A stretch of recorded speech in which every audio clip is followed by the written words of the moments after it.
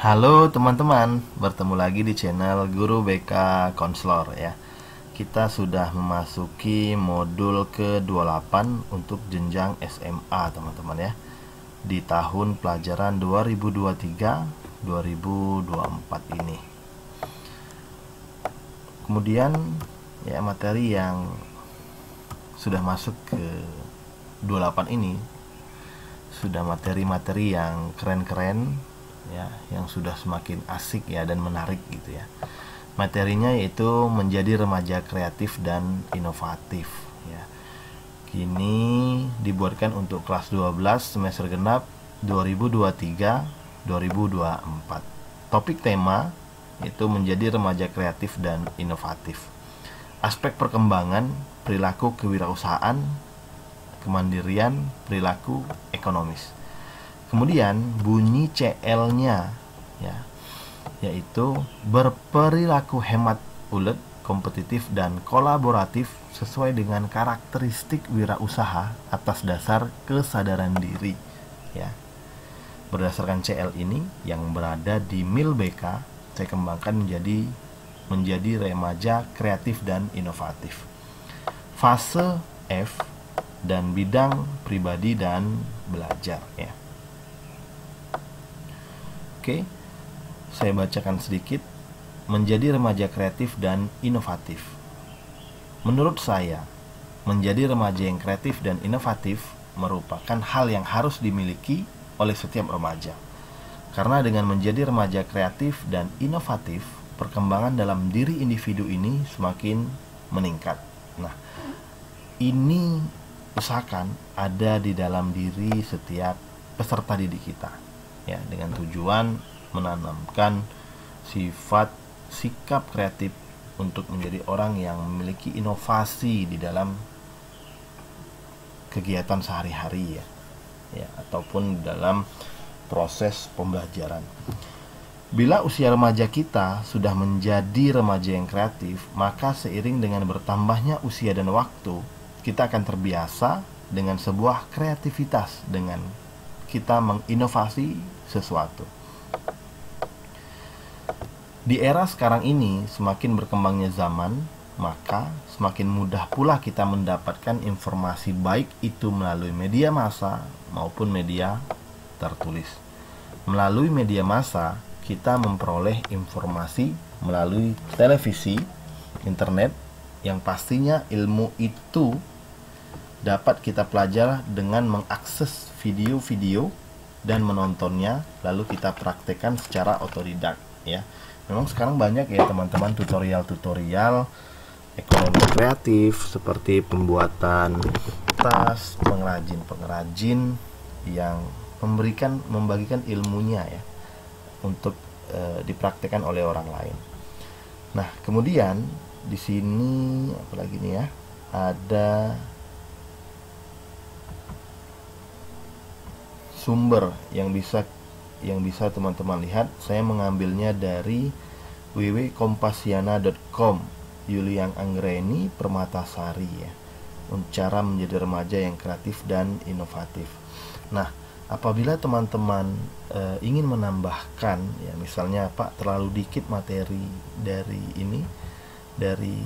menjadi remaja kreatif dan inovatif ini, silahkan teman-teman tambahkan dari berbagai sumber, baik itu dari internet sendiri maupun dari buku-buku yang biasa teman jadikan bacaan ya. Teman-teman jadikan buku bacaan untuk menambah referensi yang sudah saya tampilkan ini, agar semakin kaya akan referensi modul dari teman-teman ya. Selanjutnya, oke, di sini ada LKPD, di mana LKPD ini terdiri dari identitas siswa ya, ada nama siswa, kemudian ada kelas, hari tanggal, judul materi layanan, kemudian tujuan dan pemberi materi. Nah, ini semuanya diisi ya, agar kita mengetahui siapa saja yang sudah mengisi dan siapa yang belum ya.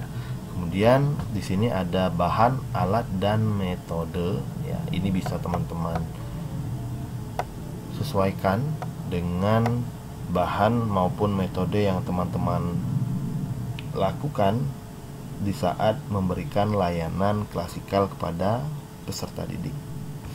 Kemudian di sini ada kegiatan latihan. Kegiatan latihan ini berupa pertanyaan ya kepada peserta didik, seberapa paham ataupun seberapa bermanfaat materi yang sudah disampaikan oleh guru BK kepada peserta didik.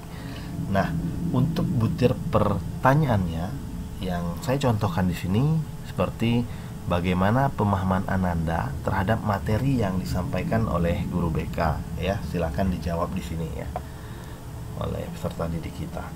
Kemudian analisis faktor internal dan faktor eksternal yang sudah disampaikan oleh guru BK, jelaskan berdasarkan pengalaman Ananda selama ini ya. Mungkin Pak, nomor 2 ini saya ingin mengubahnya dengan pertanyaan saya sendiri. Silahkan teman-teman.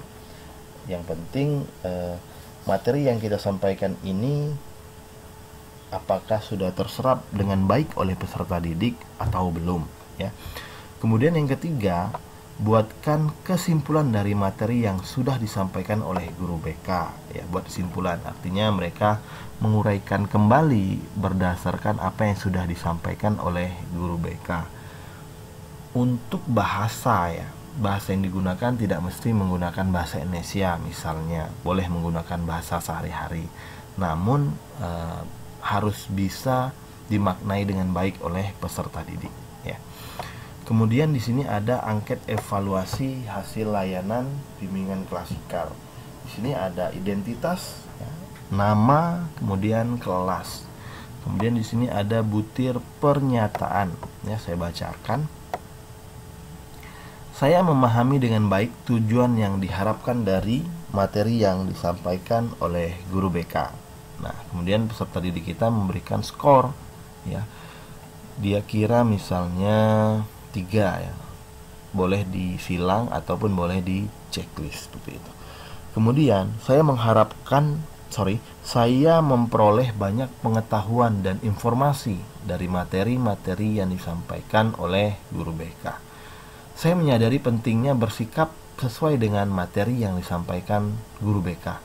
Saya meyakini diri akan lebih baik apabila bersikap sesuai dengan materi yang disampaikan guru BK. 5 ya. Saya dapat mengembangkan perilaku yang lebih positif setelah mendapatkan materi yang disampaikan guru BK. 6. Saya dapat mengubah perilaku sehingga kehidupan saya menjadi lebih baik. Nah, butir pernyataan ini ya diberikan skor oleh peserta didik kita. Nanti untuk penghitungan skornya di sini ada aturan mainnya seperti itu. Oke, skor minimal yang dicapai adalah 1 kali 6 ya. Maksudnya skor 1 kali 6 butir pernyataan tadi, dan skor tertinggi adalah 4 kali 6 ya. 4 itu skor tertinggi dan 6 itu jumlah pernyataannya. Nah, jadi teman-teman kalau mau menambahkan butir pernyataan boleh ya, tapi yang pasti yang terukur ya, yang terukur, sehingga kategori hasilnya bisa kita jelaskan kepada peserta didik. Di sini ada RPL ya. RPL ini bisa teman-teman download untuk teman-teman sesuaikan dengan kondisi teman-teman ya. Kemudian disesuaikan dengan sekolahnya untuk dijadikan modul ajar bagi teman-teman. Oke, teman-teman, itu saja yang dapat saya sampaikan ya. Semoga bermanfaat. Jangan lupa like, subscribe, komen, dan share video-video dari channel Guru BK Konselor agar manfaatnya semakin meluas. Saya akhiri billahi taufik wal hidayah. Assalamualaikum warahmatullahi wabarakatuh.